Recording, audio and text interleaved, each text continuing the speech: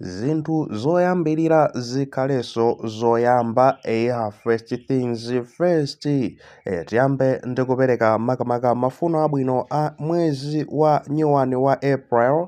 Happy new month kwa nonse. Tikunena kuti mwezi umenewu mwina tingathe kuona zina zosiyana ndi zomwe taziona, ndi kuti miyezi yapitayi kapena mwina mwake mwezi umenewunso muli zinthu zina zabwino. Ngakhale tikukamba zonena kuti zinthu zina zabwino, iyayi mwezi wabwino wopambana chani tikufuna tikuyamba ndi nkhani yomwe ndiyosakhalanso bwino.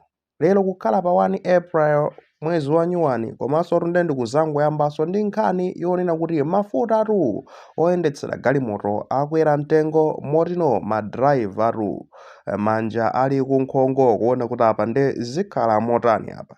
Sizili bwino iya magayi. Chikalata chimene mukuchiona pa screen panopo chimenecho ndi chimene chikuonetsatu ndithu madetail amenewo, koma tingowerenga chitebulocho akunena kuti mafuta a petro akuchoka pa mtengo wa 4,965 ndipo apita pa 6,672. I think close to 2,000 kukwera mtengo ndithu ndi kumathamangira 2,000 choncho imeneyo akuti ndi 34% kukwera mtengo wake. Kubwera pamenepo ndi kuti kubwera diesel wachoka pa 4,945 ndipo wapita pa 6,687.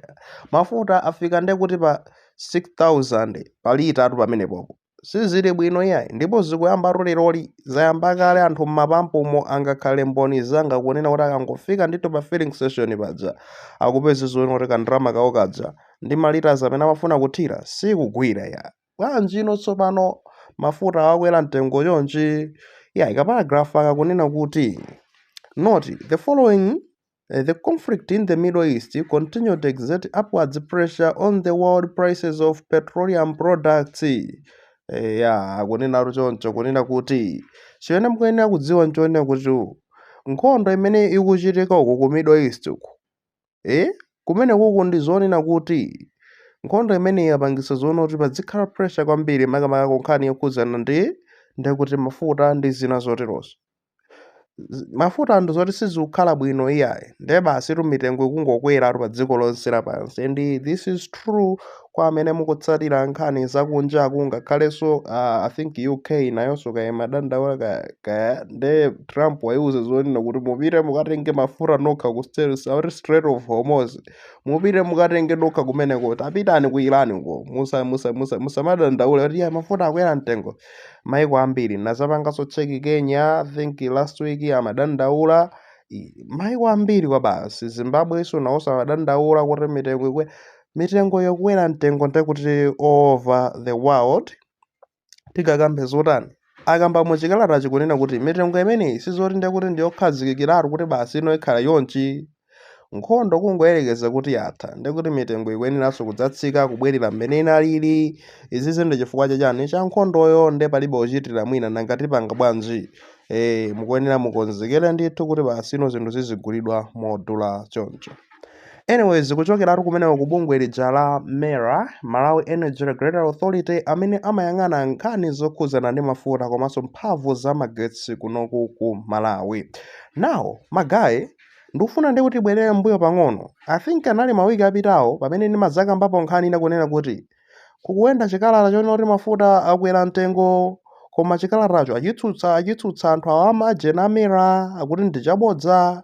Koma chimene mukuyenera kudziwa, anytime soon chaposachedwa pompa mitengo ikhoza kukwera mtengo ya mafuta chifukwa chonena kuti nkhondo imeneyi mwanjira ina iliyonse ikhudzabe mafuta. Fa kumeneko ndi kumene kumachokera mafuta.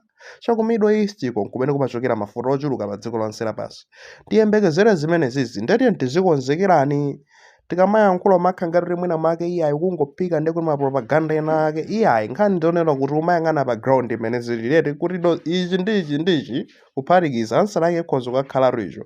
Ndi nkhani zake zinali zimenezo. Kumeneko ndi kumene kumachokera mafuta. Nawo kukhala nkhondo muyembekezera zota ndiye kuti no kayendetsedwe ka mafuta kumeneko zikhala zovuta kuti akafike apo pakavutike anthu ayika miyoyo yawo pa chiopsezo zomwe zingapangise zonena kuti ndekuti mafuta aja apezeke zonena kuti akukwera mtengo kwambiri chifukwa mukulowa zambiri makamaka pakayendetsedwe ka mafuta ako ndiye mukhoza kuona zonena kuti singani onena kuti mafuta awo ndi amene akusowa ayi komano kayendetsedwe ka mafuta ako nkamene kakuvuta ndi mafuta sanadule komano kayendetsedwe ka mafuta kakuvuta kuti anthu akakapeze mafuta awo pamene ali nkuwachotsa pamenepo kukasiyana kumene akuyenera kafikire ndiye kuti pakulowa ndalama zochuluka anthu akuyika miyoyo yawo pa chiopsezo ndiye kuti ndalama zija zikuyenera zikabwezedwe ndiye kuti mmitengo imene akagulitsa mafuta aja komanso anthu akuyenera apezeponso ka profit moyembekezera zotani nkhani zake nkukhala ziti zimenezizi ndithudi. What can we say? Pepani kwambiri kwa magaya amagalimoto tikamakamba za magaya amagalimoto zimakhala ngati mwina mwake fewo sizotikhudza.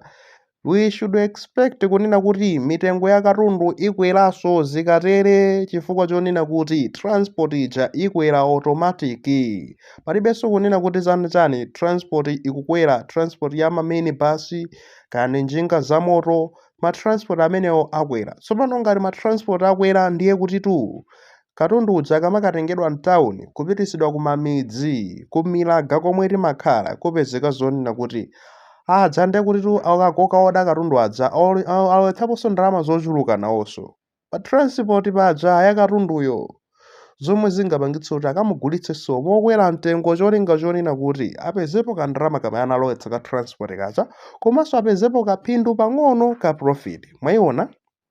Let's expect zimenezo zikuchitika ndithudi palibenso kuchitira mwina katundu akhala akushuta kumakwera mtengo nanga bwanji mafuta atu akwera paliti zinthu tinatake timaoneka ngati zinthu zosafunikira m'miyoyo yathu izo nzongofunika kwa anthu agalimoto okhaokhawo iyayi zimakhudza ndiye kuti wina aliyense mafuta amakhala kukhudza wina aliyense chifukwa ndiye kuti akangokhudza transport basi kayi niyo penepopo ndiye kuti tumuonanso ndiye kuti pressure yake zikhala zikukhudza wina aliyense ndi zimene tikuziona napa pasi ndi zomwe tikhale tikuziona apa so mangani malamba magayi what can we expect nkhondo ndi imene iyi. Okay, ineyo chimene chinangondisangalatsa napita pa page ya uyu amati Black Teacher ngati mamutsatira Nesta Black Teacher I think akumaperekanso ma update abwino in terms of nkhondo zomwe zikuchitika kunjaku.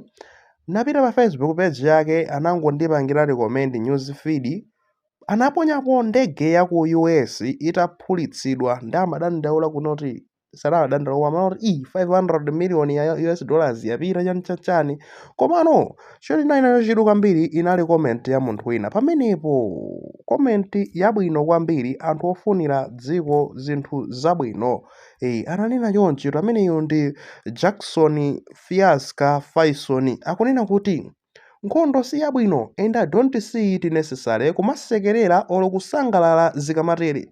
We are living in a global world and the heart of one is the heart of all. A damage of Iran or Israel will affect all of us in one way or the other.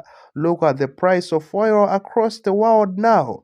This will affect the prices of all the products on market. In a personally zikumandi wawa ndikamaona masiku akupitabe nkhondo I think afunanza isanathe. Okay, akunena choncho kunena kuti nkhondo siyabwino ndipo iye sakuona kuti ndichamtengo apatali kuti tizisekerera kapena kumasangalala kuti yakuti yaphulitsa makuti koma ndi yavunga mabomba abwino mpaka na chonchi Israel so ndi yaphulitsidwa Middle East yonso ndi kuti kwakuti akuti sizikumamusangalatsa zikamatere chifukwa chonena kuti dziko liru ndolumikizana sizoti ife timayima patokha timadalira zinthu zina zake zochoka mdziko lina lake dziko limadalira zinthu zochoka dziko lakuti dziko ndife olumikizana ndiye mukangokuvulala kwa mbali imodzi kumakhala ndi kuti kukhudza tonsefe nafenso timakhala tavulala chifukwa chani ngati ku Iran kwapezeka kuti mwina wake kwaphulitsidwa kapena chani kapena ndi Israel aphulitsidwa chemukuyende choncho tonsefe ndiye kuti timakhudzidwa.